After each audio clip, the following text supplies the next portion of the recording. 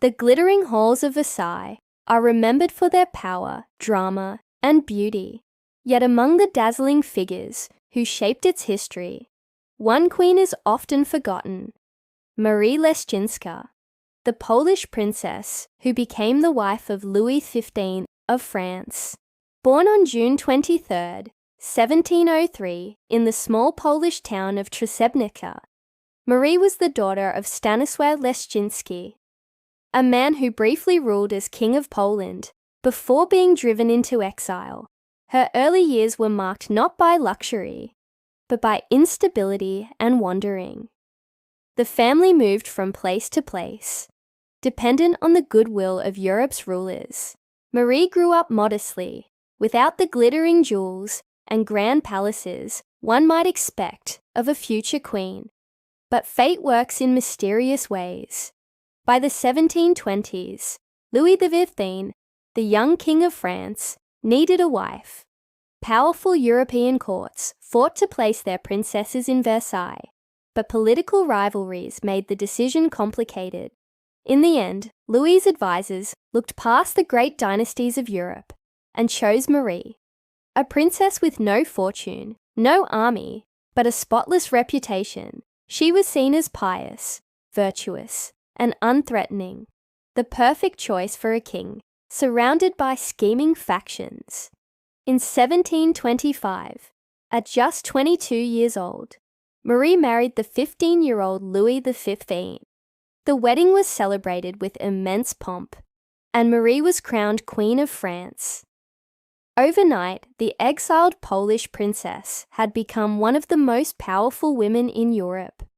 At first, the marriage was warm and affectionate. Louis admired his wife's gentleness, and together they had 10 children. A remarkable achievement that secured the future of the Bourbon dynasty. But as Louis matured, the bond between them weakened. Known later as Louis the Well-Beloved, the king was restless, pleasure-seeking, and easily tempted. Versailles soon buzzed with talk of his numerous mistresses, women like Madame de Pompadour, who wielded enormous influence at court. Marie, however, chose not to compete. Instead, she embraced a life of faith, dignity, and charity. She devoted herself to religion, patronized artists and musicians, and supported hospitals and the poor.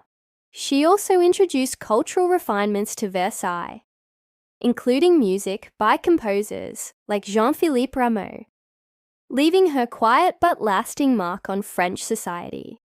Though overshadowed by Louis's mistresses, Marie commanded respect. She was seen as a queen of virtue rather than vanity, a steady figure in a court where power games and scandals never ceased. Unlike others at Versailles, who craved attention and influence, Marie preferred simplicity and devotion. Her reign as queen lasted 43 years, the longest of any queen of France.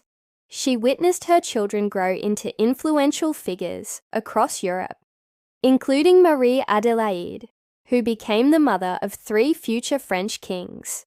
On June 24, 1768, Marie Leszczyńska died at Versailles.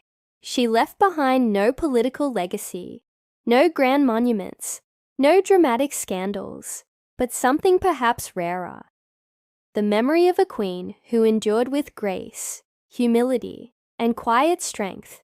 Today, she remains one of the most overlooked figures of French history. Yet her story is essential, for in a court built on glitter and ambition, Marie Leszczyńska chose dignity over power, faith over intrigue, and kindness over vanity.